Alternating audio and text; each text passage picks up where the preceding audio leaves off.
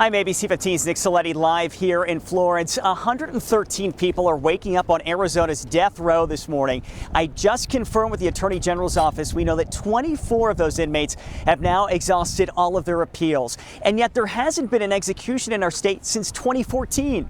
This morning, we're taking a look back at why that is and where we go from here.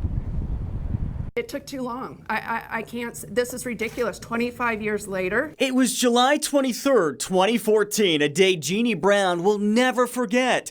The day the man convicted of killing her sister and father in Tucson back in 1989 would finally pay for his crimes. You don't know what excruciating is.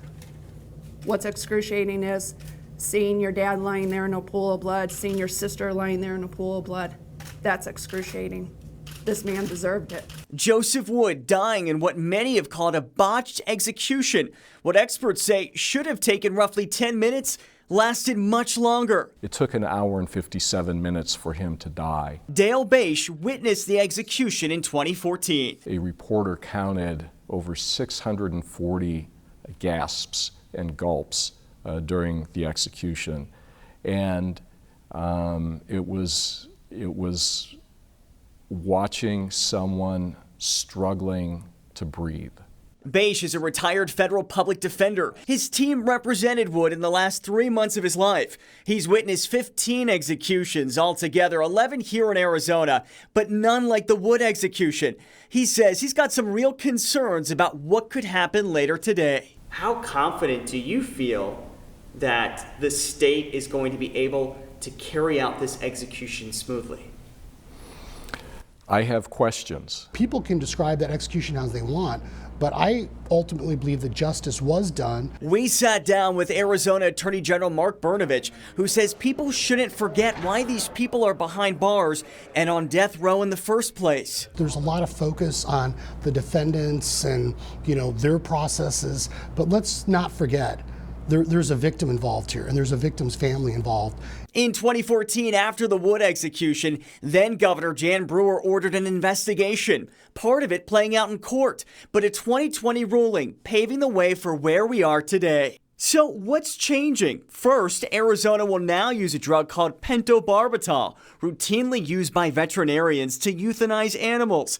Second, microphones will be left on in the chamber so witnesses can hear what's happening. And finally, the suppliers of the drugs that are used will remain confidential. Now, some of the key changes here that we just outlined remain very controversial this morning. Even Clarence Dixon's legal team appealing some of those this weekend. I read the brief when it came down specifically about the drug that's being used, where it's coming from, and whether or not it's expired. So I sat down with Arizona Attorney General Mark Brnovich to get his response to those claims.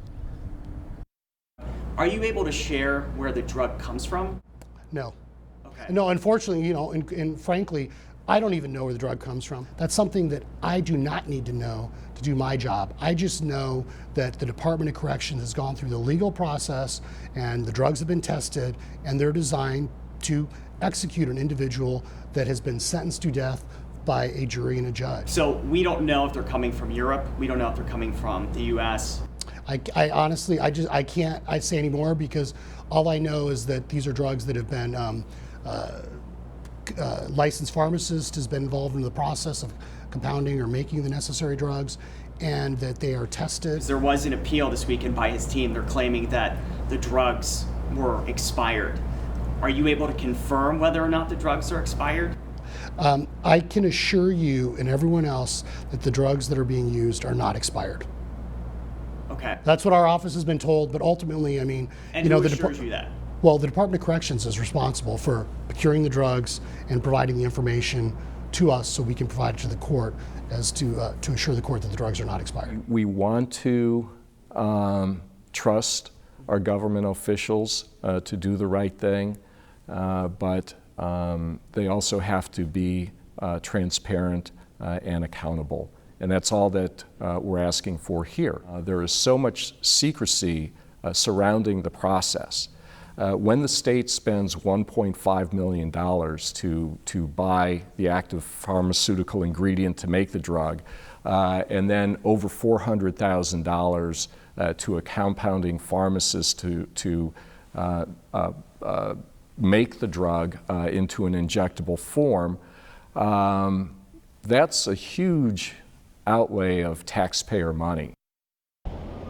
That's a response from Dale Bache, who's a former federal public defender, has witnessed more than a dozen of his own clients being executed this morning. We thought it was important to bring those questions to the Attorney General to get his response there. I want to point out, death row inmates here in Arizona, they get two choices. They can either die by lethal injection or they can choose the gas chamber. According to a professor I interviewed at ASU who's also an attorney, Arizona currently the only state in the entire country that has a working gas chamber. You're going to hear more from her in just a little bit. Plus, we know this is a very divisive issue. People feel very passionately on both sides. So we're diving deeper into the ongoing death penalty debate. That's coming up in just a few minutes.